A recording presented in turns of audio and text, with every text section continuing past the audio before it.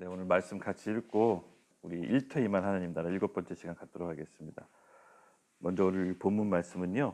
누가복음 17장 20절에서 21절 함께 읽겠습니다. 시작. 바리새인들이 하나님의 나라가 어느 때 임하니까 묻거늘 예수께서 대답하여 이르시되 하나님의 나라는 볼 수 있게 임하는 것이 아니요 또 여기 있다 저기 있다고 못하리니 하나님의 나라는 너희 안에 있느니라.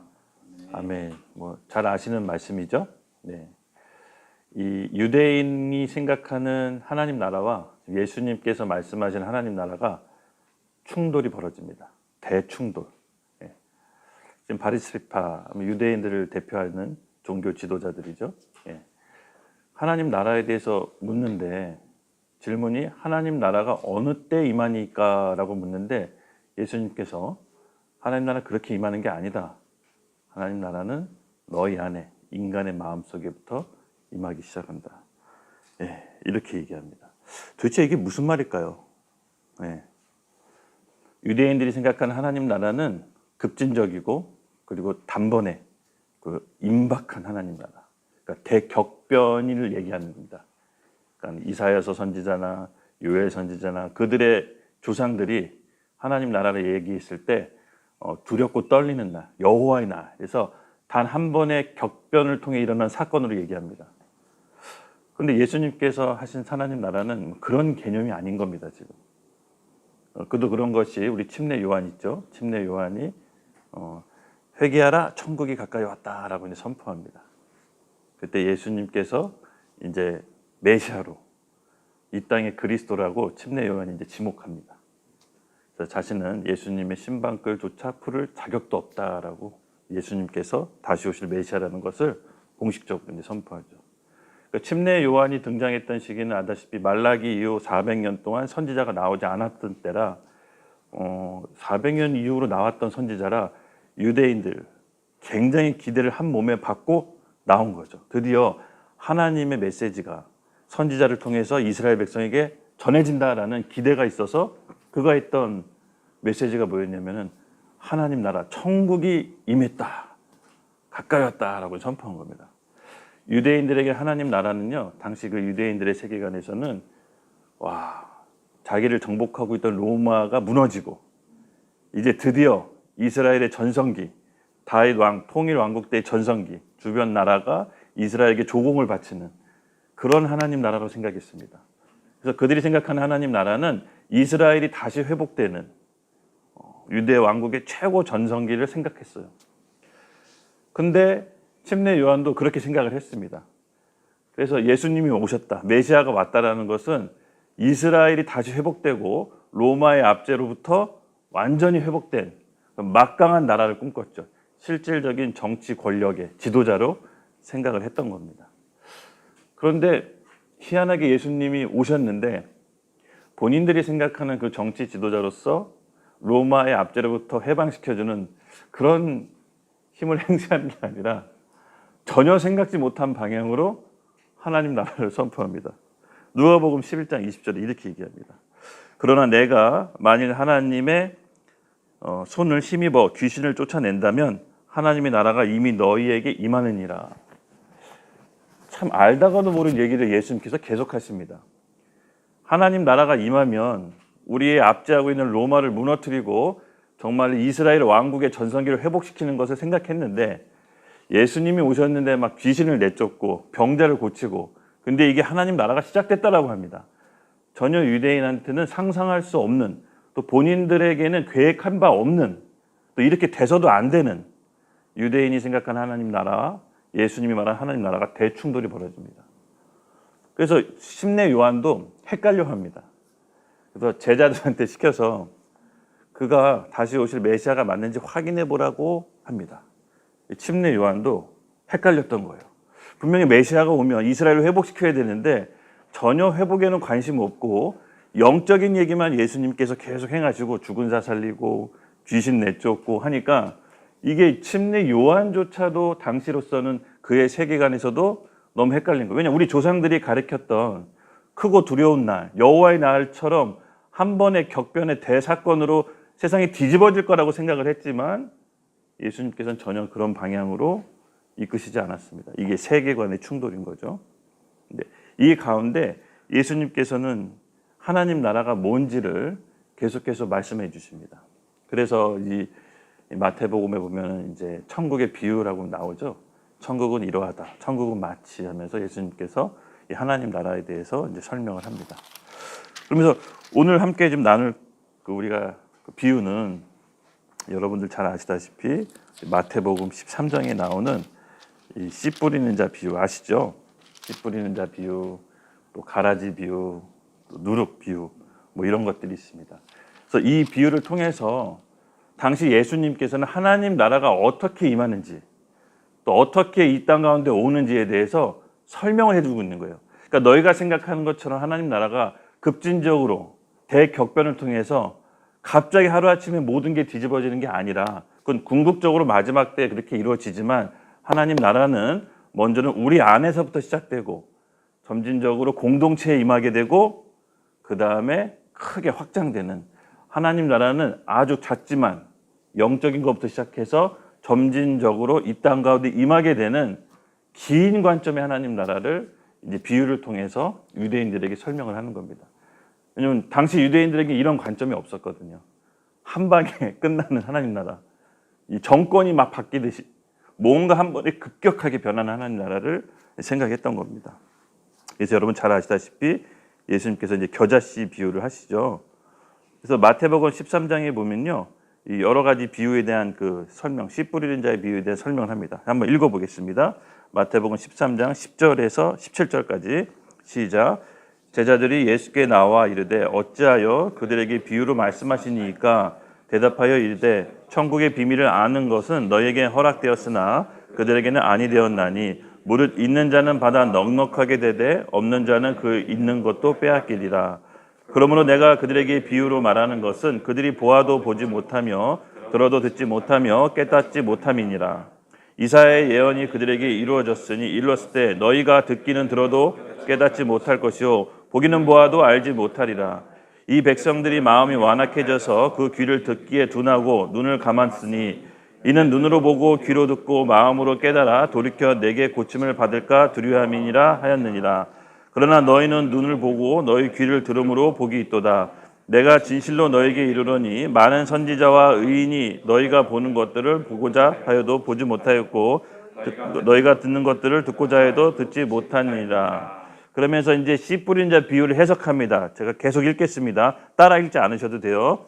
그런즉 씨 뿌리는 비유는 들으라. 아무나 천국 말씀을 듣고 깨닫지 못할 때는 악한 자가 와서 그 마음을 뿌려진 것을 빼앗으리니 이는 곧 길가에 뿌려진 자요 돌밭에 뿌려진 자는 것은 말씀을 듣고 즉시 기쁘게 받되 그 속에 뿌리가 없어 잠시 견디다가 말씀으로 말미암아 환난이나 박해가 일어났을 때 곧 넘어지는 자요 가시떨기가 뿌려졌다는 것은 말씀을 들으나 세상의 염려와 재물의 유혹에 말씀이 막혀 결실하지 못하는 자요 좋은 땅에 뿌려졌다는 것은 말씀을 듣고 깨닫는 자니 결실하여 어떤 것도 100배 어떤 것은 60배 어떤 것은 30배가 되느니라 하느니라. 아멘.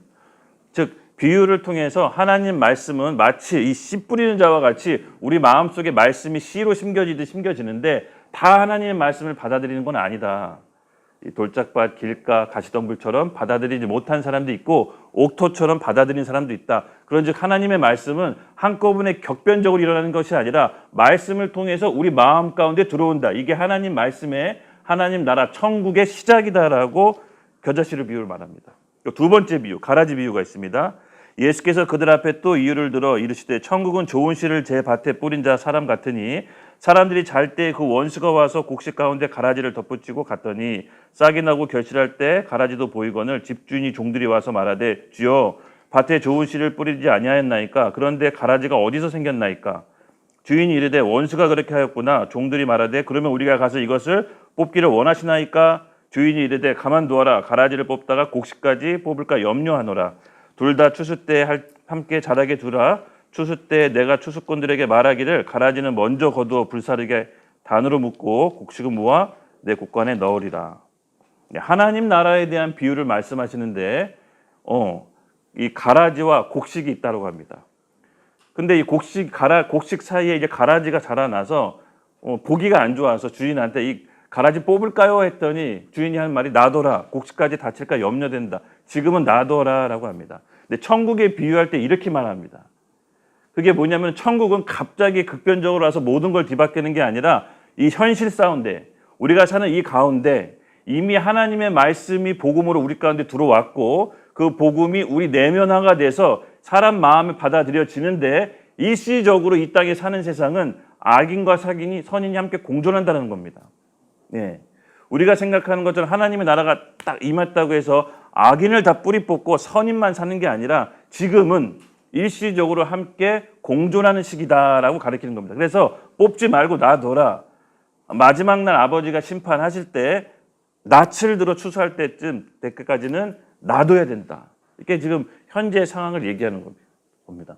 근데 이런 내용도 당시 유대인에게 굉장히 파격적인 거였죠. 아니 어떻게 악인과 석인이 함께 공존한가 이 땅에.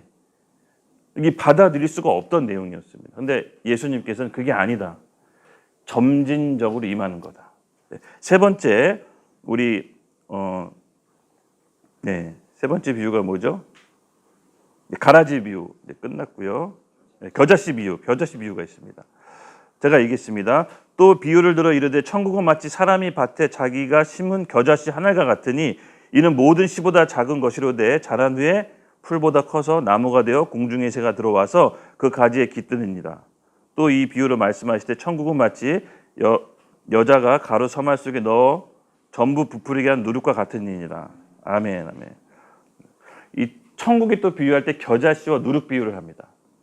이것은 뭐냐면은 사람이 보기엔 너무 가치 없고 볼품 없어 보이지만 그것이 우리 마음속에 심겨졌을 때 마치 누룩처럼 또 모든 풀처럼 가장 큰 풀처럼 자라나는 겨자씨와 같아서 공중의 새가 곁들어서 쉬게 된다고 합니다.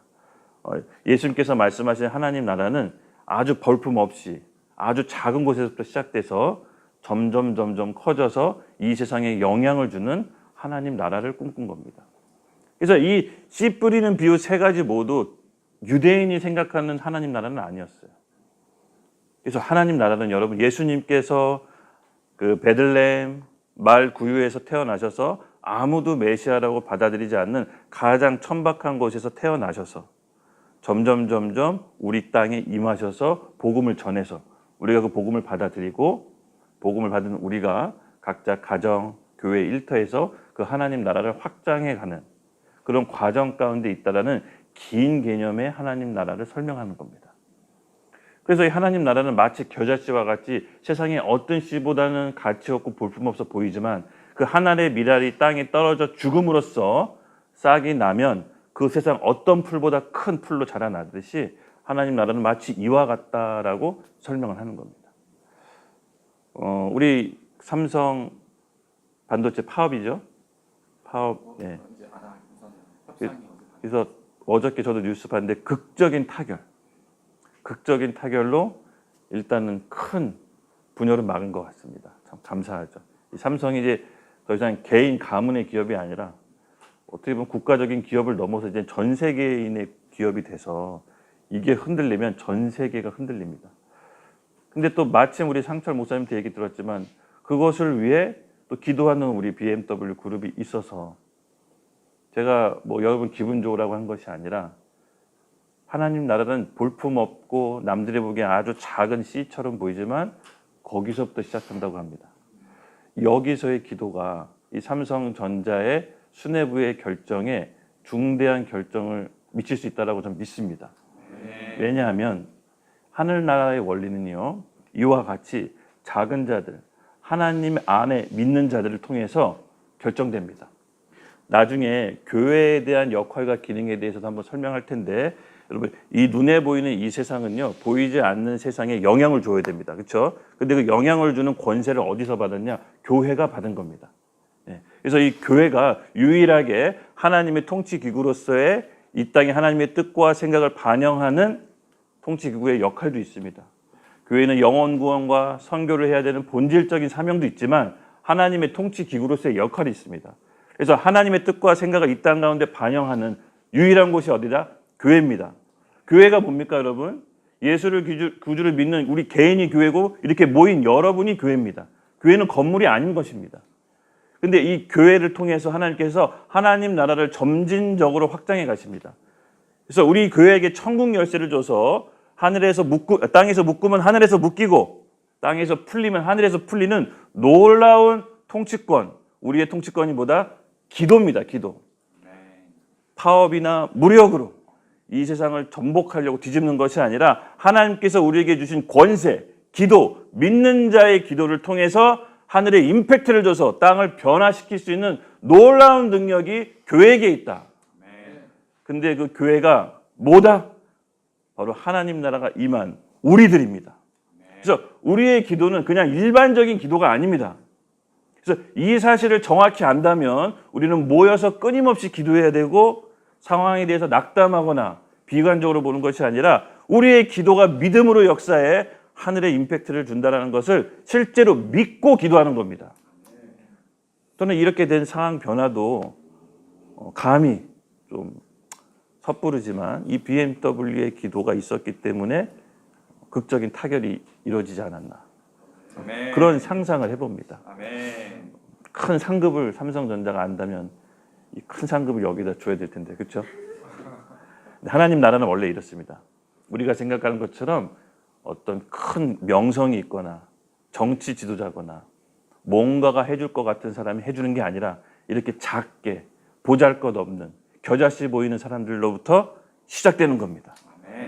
그래서 우리가 알고 있는 하나님 나라를 잘 이해해야 됩니다.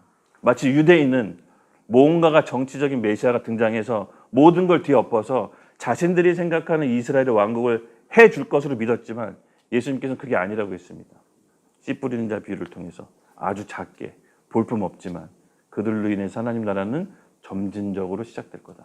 그래서 이미 왔지만 아직 오지 않은 개념이 바로 여기서 시작되는 겁니다. 하나님 나라는 복음으로 우리 마음속에 이미 왔으나 궁극적으로 이 땅에 임하게 될 겁니다. 그 사이에 사는 우리는 악인과 선인이 함께 공존하는 것도 이해해야 됩니다. 그리고 함께 하나님 나라를 이루기 위해서 각자가 머무는 일터에서 하나님 나라의 교회로서의 역할을 해야 되는 겁니다. 그 기간이 우리에게 있다라는 것도 여러분 이해하셔야 됩니다. 하나님 나라는요, 우리 손에 달려 있습니다. 그래서 믿는 우리가 있는 곳이 하나님 나라가 임한 곳입니다. 그 하나님 나라가 임한 곳에 하나님 나라의 통치가 이루어지는 겁니다. 그래서 예수님께서 사복음서의 천국과 하나님 나라를 자세히 뜯어다 보면 죽어서 가는 천국을 얘기하는 게 아니라 통치 원리의 설명입니다. 하나님이 통치하고 다스리는 나라가 사람을 통해서 이루어지는데 그 사람을 통해서 실제로 이 땅 가운데 임할 거다. 그래서 하나님 나라는요, 통치의 개념입니다. 하나님 다스리고 통치하는 나라. 그 나라가 어디서부터 시작되냐? 저와 여러분 개인. 삼성은 어디서부터 시작되냐? 제가 감히 얘기합니다. 삼성 경영진들, 그 뛰어난 천재들 수뇌부에서 이루어지지 않습니다. 믿는 자의 기도, 묻고 푸는 천국 열쇠가 여기에 있는 겁니다. 그래서 여기가 기도가 멈추면 삼성이 다른 이상한 방향으로 갑니다. 네. 그래서 이상한 방향으로 가지 않도록 천국 열쇠를 써야 됩니다. 그 천국 열쇠를 누구에게 줬다고 했습니까? 예수님이 주는 그리스도시요 살아계신 하나님의 아들이시니이다. 이 고백 위에 내 교회 세운다고 했습니다. 이 고백한 사람, 두세 사람이 모인 곳에 나도 너희와 함께 있다고 했습니다. 그래서 실제로 믿는 겁니다. 실제로 주와 그리스도를 위해서 목숨 걸고 믿는 사람 위에 천국 열쇠를 주는 것이지 아무나 주는 것이 아닙니다.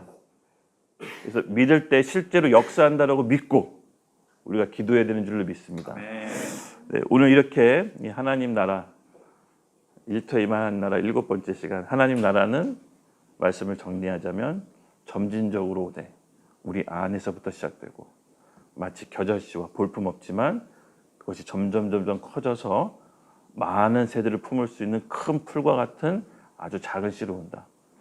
그리고 이 땅에 살아가는 동안 어쩔 수 없이 일시적으로 악인과 선인이 함께 공존해야 된다. 그래서 우리가 마음에 안 든다고 해서 악인을 뽑는 것이 아니라 하나님께서 정리하실 텐데 그 전까지는 우리 편에서 해야 될 하나님 나라를 이루어야 된다. 믿음으로. 그러려면 우리 안에 말씀에 대한 확신이 있어야 됩니다. 왜냐하면 이 첫 번째 씨 뿌린 자 비유처럼 결국 말씀이 오더라도 받아들이는 사람 마음밭이 다 다릅니다. 그래서 우리는 하나님 말씀을 받아들일 수 있도록 교회에서 훈련하고 말씀을 듣고 기도하고 예배를 통해서 말씀이 우리 가운데 온전히 계시되도록 늘 조명받을 수 있는 자세를 유지해야 됩니다. 그럴 때 우리 안에 말씀이 심겨져서 점점 확대해 나갈 것입니다. 그래서 오늘 이 천국의 비유, 예수님이 말한 비유는요, 여러분 정말 중요한 하나님 나라가 어떻게 작동하는지 간단하게 예표로 담습니다. 제가 그래도 목회하기 전에 사업을 15년, 16년 했잖아요. 이게 참 감사해요. 바로 목회했으면 젊은 나이에 엉뚱한 얘기를 떠들었을 텐데, 그래도 어느 정도 사업을 한 15년 하고 목회하다 보니까 사람 무서운 줄도 알 것 같고 또 하나님 무서운 줄도 요새는 좀 알 것 같아요. 이 실질적으로 이제 피부로 왔거든요. 그러면서 말씀에 나온 예수님이 말한 이 비유와 우화들을 접하면 이 받는 강도가 20대 때 젊었을 때 받아들일 때랑 또 다르게 조명이 됩니다. 일맥상통한 얘기지만 결국은 예수님도 그렇지만 사람에게 초점이 맞춰져 있습니다. 하나님의 영의 속성은 악령이든 성령이든 결국 사람을 통해 역사합니다. 우리 안에 무엇이 있는지에 따라서 성령께서 우리를 통치하고 다스려서 이 땅에 하나님 나라를 펼칠 수도 있고요. 악령도 사람을 선택해서 그를 통해서 사탄의 나라를 펼칠 수 있습니다. 저는 이 문화예술계, 연극계 제가 뭐 의도하지 않게 들어왔지만 이걸 극명하게 느낄 수 있는 게 문화예술계입니다. 또한 비즈니스계도 똑같습니다. 이 삼성이란 거대한 사업체가 여러분 사실은 악령도 성령도 사람을 통해서 역사해요. 어떤 결정을 내리는지가 굉장히 중요한데 저는 여러분의 기도가 이 삼성전자의 수뇌부들의 결정에 중대한 영향을 미칠 수 있다고 봅니다. 뭐 우리끼리만 하는 얘기지만 그래서 기도를 멈춰서는 안 됩니다. 왜냐하면 이게 개인의 문제가 아니라 국가적인 문제요, 전 세계적인 문제입니다. 그래서 이건 중대한 열쇠를, 천국 열쇠를 이 BMW 이 공동체에게 맡겼다라는 것은 보통 일이 아닙니다. 이 보통 일이 아니라고 생각하고 이 자리에 오셔야 됩니다. 엄청난 하나님 나라의 한 영역을 하나님께서 이 그룹에게 맡기셨는데 그냥 기도할 때 대충 해서는 안 됩니다. 이 기도가 이 하늘을 찢는다라는 마음으로 기도하셔야 됩니다. 그래야 이 땅의 임팩트를, 이 삼성전자의 수뇌부에 어떤 하나님의 감동을 주십니다. 아, 이렇게 해서는 안 되겠구나. 예, 별의별 일이 일어나요, 진짜로. 우리 다 느끼겠지만 이 믿음을 실은 기도는요, 우리가 상상할 수 없는 일을 일으킵니다. 잊지 마십시오, 여러분. 우리에게 천국 열쇠 주셨다. 네, 그거를 활용해야 됩니다. 어떤 파업이나 전투나 그런 게 아닙니다. 천국 열쇠를 사용하기를 예수님의 이름으로 축복합니다. 아멘. 그래서 오늘 비유를 통해서 예수님의 마음이 우리에게 전달되기를 예수님의 이름으로 기도합니다. 기도하겠습니다. 마지막으로 하나 기도하자면 좀 감사한 것은 또 그래도 이곳에서 이 삼성전자 본사가 보이는 바로 이 앞에서 예배가 멈추지 않고 끊임없이 있다는 것에 너무 감사합니다. 결국은 하나님의 나라의 통치의 시작은 예배로부터 시작됩니다. 예배가 있어야 말씀을 받을 수 있습니다. 말씀을 받아야 말씀에 순종할 거 아닙니까? 순종을 해야 역사가 일어납니다. 그러므로 하나님 나라의 통치의 시작은 예배로부터 시작하기 때문에 이곳의 예배가 끊임없이 중단되지 않고 누군가는 붙잡고 가야 됩니다. 그것이 바로 여러분들이 돼야 되고 거기서부터 하나님 나라가 시작된다는 것을 좀 믿습니다. 그래서 우리 정말로 어저께 극적인 타결이 있었지만 우리 축하합시다. 하나님 나라가 이곳에 임할 것을 선포합니다. 이곳에서부터 모든 결정이 이루어질 거다. 하늘의 회의가 이곳의 기도로부터 결정된다는 것을 믿습니다. 우리 같이 그런 자부심과 하나님이 우리에게 그런 권세를 주셨다는 것을 믿고 같이 함께 주여 외치면서 기도하겠습니다. 주여!